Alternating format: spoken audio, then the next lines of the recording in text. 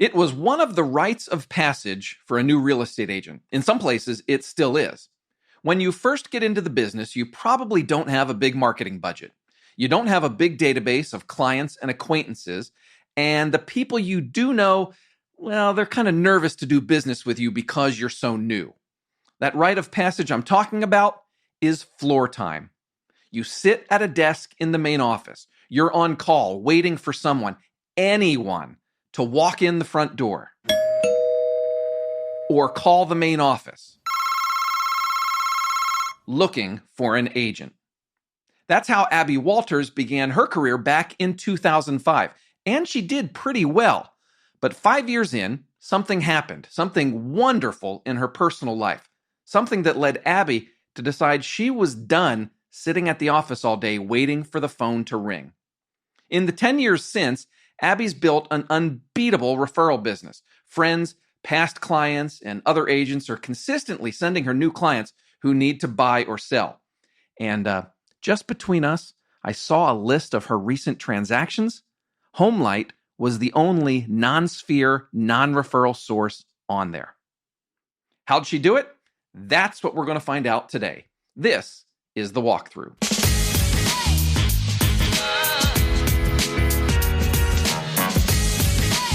Hi, everyone. I'm Matt McGee, editor of HomeLight's Agent Resource Center, and your host every week on The Walkthrough. On this show, you'll learn what's working right now from the best real estate agents and industry experts in the country. At HomeLight, we believe in real estate agents. That's why we created The Walkthrough. We're on a journey to find out how great real estate agents grow their business, stand out from the crowd, and become irreplaceable. You can contribute to the show in two ways.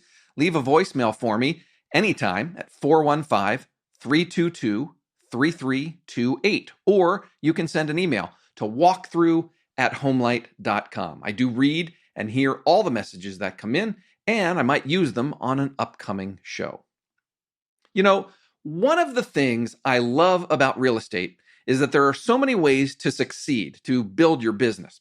I've spoken to hundreds of you since I joined HomeLight, and I've run into agents who are building their business around video marketing, open houses, working online leads, door knocking even, maybe not so much right now, but in the past, yes.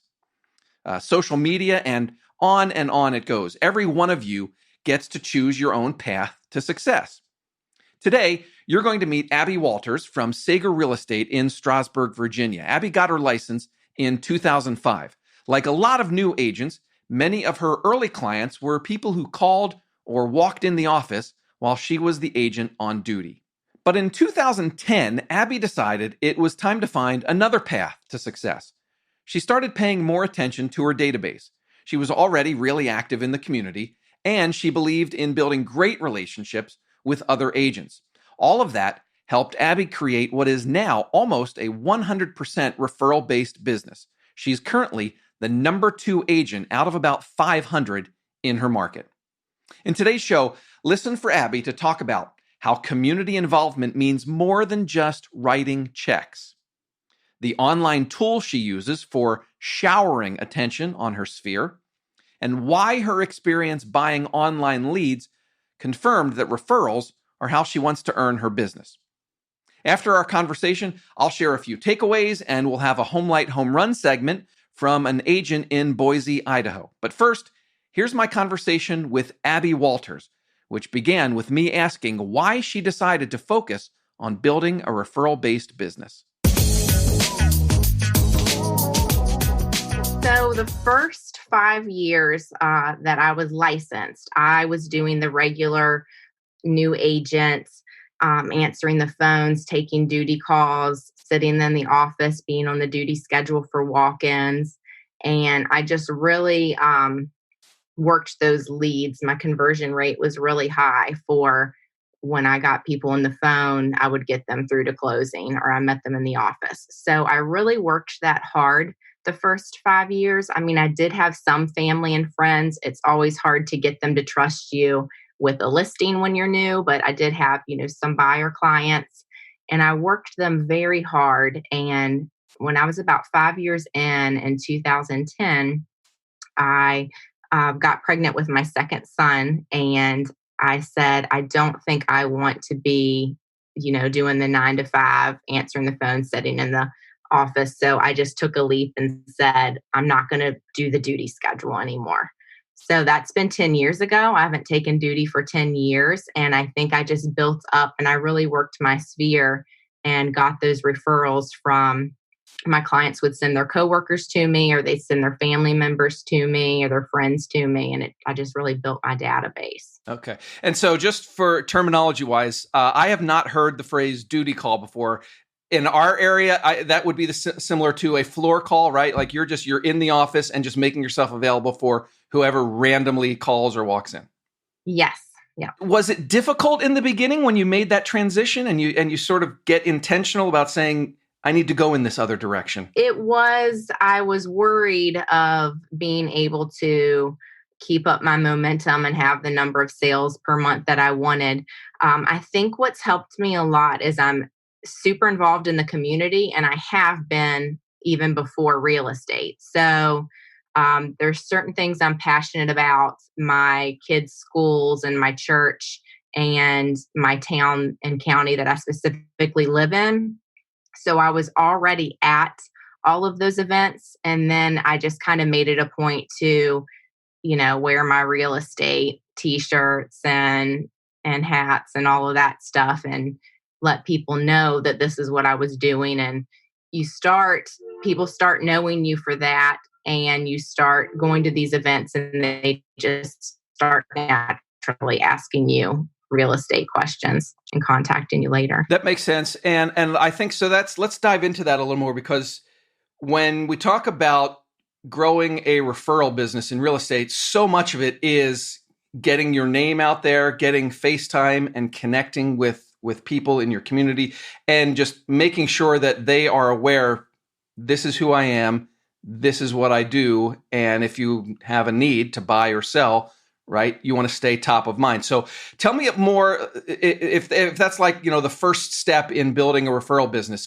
let's call it community involvement. Tell me more about like, what are specifically some of the ways you do that? You're advertising at local events, participating in local events, that sort of thing? Right. Anyone that contacts me, regarding maybe like a American Cancer Society walk or Strasburg Little League, midget football, any of those, I try to do what I can to sponsor anything in my area, and also, try to be there and participate in the events. This weekend, actually, we were supposed to have a color run with our Parks and Rec, and that got canceled. But I was going to be, like, me and my team, we're going to be there and have like the color purple and throw that on the runners as they go by. And I believe that one was to benefit the American Cancer Society. But anything like that, I mean, that's my passion anyway. I do what I can, and I make the money I can, and I'm blessed to make it, and I want to give back to others.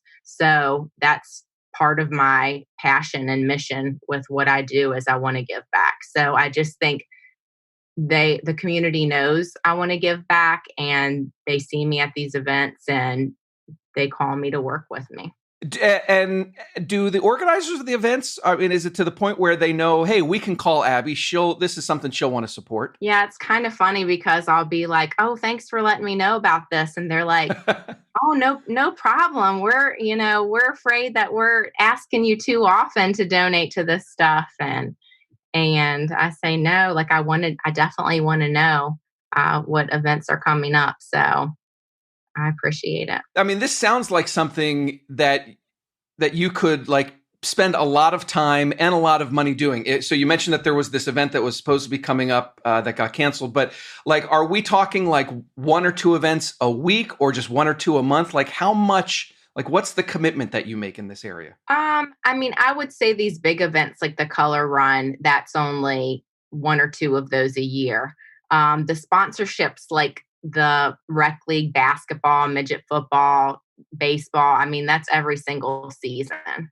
So, I mean, my husband does our financials, and he's like, you're already at your donations limit halfway through the year. I'm like, bump it up then. So yeah, large advertising budget and donations budget. But I just feel like I feel like, that's what I'm here for. I'm blessed to do what I do and get paid handsomely for it, and I should give some of that back to the community.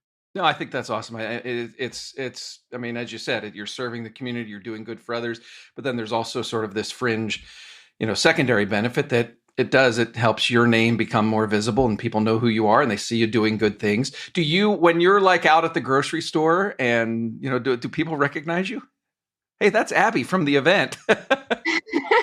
Yeah, they do. And I mean, I will, before coronavirus, I was going to watch a theater program and I'm at the ticket counter and he's like, "You're the realtor lady." And I was like, "Yep, that's me." He's like, "I see your picture in the Parks and Rec book." So, and all my Facebook lives I'm doing now.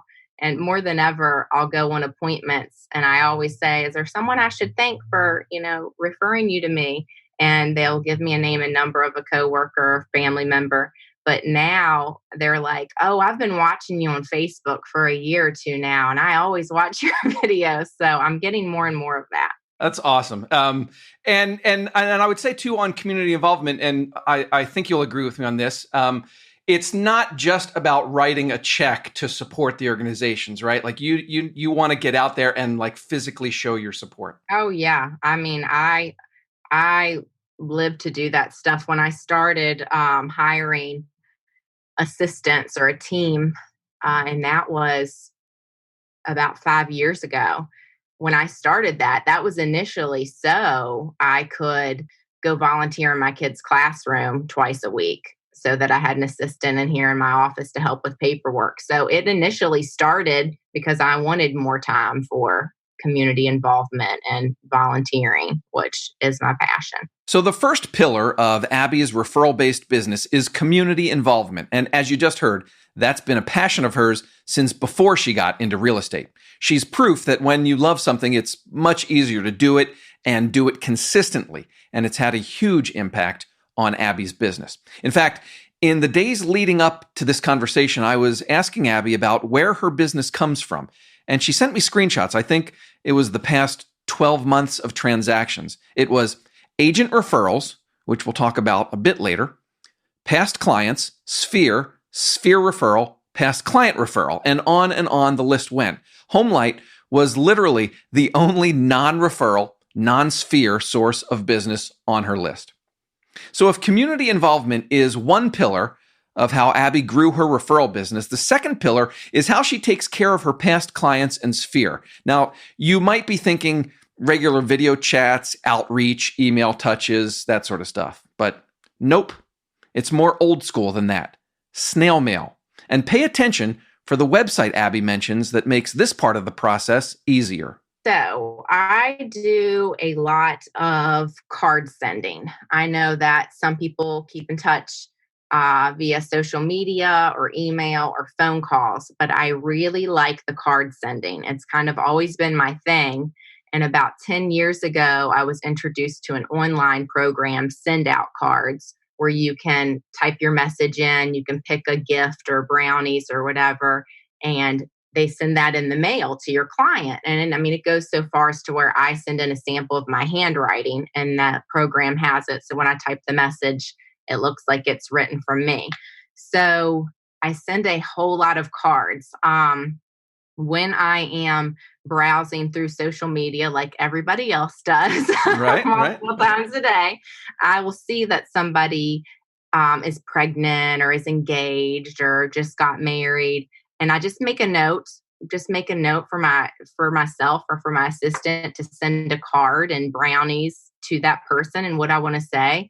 And that's like several cards a day. And I do that just to, rather than just hitting the like button and sending a message on social media, just to do a little something extra and really stand out that, congratulations, I saw that you got this promotion and I just wanted to say, great job. So that's what I'm doing to let my sphere know and my past clients know, like, I do care about what's going on with your life. I'm watching, I see you, and thanks for letting me be a part of your life and help you with one of the biggest decisions you're going to make. So like job promotions, like what do you see that says, "Oh, I need to send a card"? Do you do birthdays? I used to do birthdays, and my sister would say, like, do you send everybody a birthday card? Because on Facebook, everybody's like, thanks for the card, Abbie. And I was like, yeah, I try. But then my database really just got way too large for that. I mean, it would be really time consuming to do the birthdays for everyone. So I am just watching and seeing job promotions, engagements. Sometimes a lot of people post when their pet passes away, and we have pet sympathy cards on there. So I'll send those as well. I also use it not just for keeping in touch, but we're in a competitive market. When I go in a listing appointment, 9 times out of 10, I'm competing with other agents. So the second I leave a listing appointment, I get a card and brownies in the mail and say, thank you so much for having me out to your house. I really appreciate the opportunity to present my marketing presentation. And I really hope you'll consider hiring me to assist you, and send them like 2 brownies. If they have children, I'll make a note of the kids' names, send some gummy bears or something with to the kids. So just trying to do that little extra something to show them that I do care and I do want to work with them and I do appreciate their business. Right. And so, okay, so there's 2 aspects then to it. It sounds like, so there's the one aspect where it's people that on social media and they have a new job or a baby or an engagement or whatever, they get the card. But then it's also people that you're doing listing presentations with, and then you follow up within a day and get them a card with a brownie and treats as well. Correct. And there's also a third component to that. When I receive text messages from my clients that say, hey, Abbie, just want to let you know, I gave your name and number to my mechanic today. Hopefully he'll be calling you to sell his house. Then I make a note to send that person who referred to me a card and brownies saying, thank you for giving out my name and number. So this is just like second nature to me. I want to show my appreciation for my clients for recommending me. So sometimes they'll follow up and they'll be like, hey, I got your card and brownies. Thanks so much. Like, those things are so good. And did my mechanic call you? And I'm like, actually, no, he hasn't called yet, but I really appreciate you giving my name and number anyway. So keep sending them.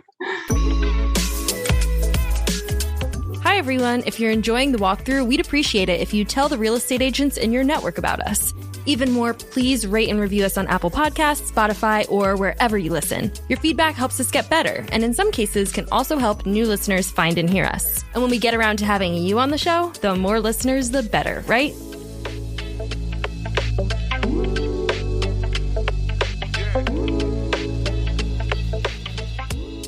It sounds like you're constantly sending stuff out to you. It's not super expensive, is it? I pay about $100 a month for the program, but then I'm paying an additional, I think I figured it out. It was very inexpensive. I think it was like $5 or $6 for a card and 2 brownies.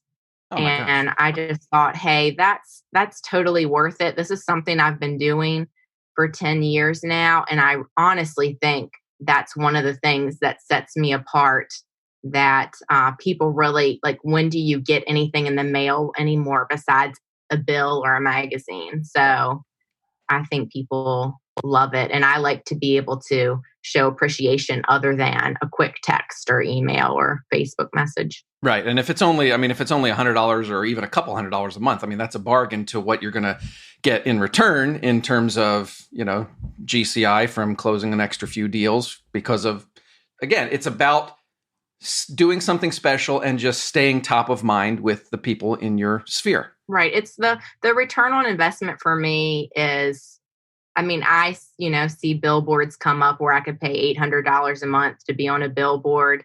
And I'm like, is that really, I mean, I know that's building my brand, but I'd rather do a personal touch specifically rather than trying to reach the masses, on a billboard. Did you hear the part a couple minutes ago when Abbie said this card sending thing is second nature to her? Funny story, I kid you not. As soon as we wrapped up this conversation, before I even had a chance to send my thanks for chatting with me email that I send to all my guests, I get an email from Abbie with one sentence. Can I get your mailing address?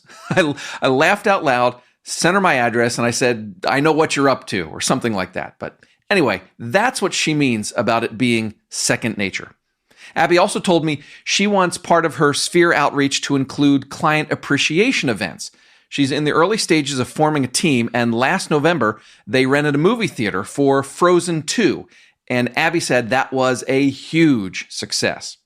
They had planned, in fact, to do another big event this month, but that obviously had to be postponed due to COVID-19. So far, we've talked about two pillars of Abbie's referral business: community involvement and using cards to stay top of mind with her sphere and with podcast hosts as well. As I looked through that list of transactions that Abbie sent, there were several deals that came via agent referrals, and that's the third pillar. Now, Abbie works about an hour west of Washington, D.C. It's an area with a lot of second home and vacation type properties, cabins on the river and such. And she says they're good deals, especially compared to big city prices. So I asked her what she does to get so many agents to send their referrals her way. My whole career, when I work with other realtors, I truly enjoy all aspects of the transaction, working with the seller, the buyer, the listing agent, or the buyer's agent. And I've always looked at it like we are trying to help two people, one person sell, one person buy. Let's work together.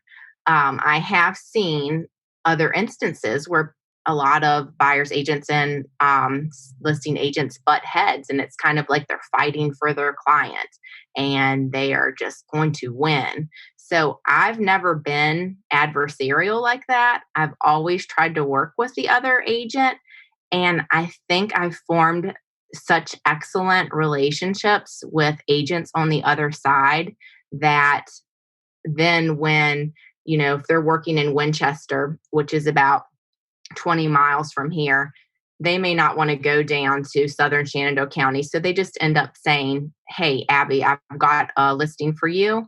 And how about a 25% referral fee? And I say, no problem. I'd love to help. And that's kind of just blown up over the past 2 or 3 years. And I think the market started getting so hot and we started getting so busy. Agents were sticking to their area more and referring out clients that were out of their area. So I've gotten a ton of agent referrals lately.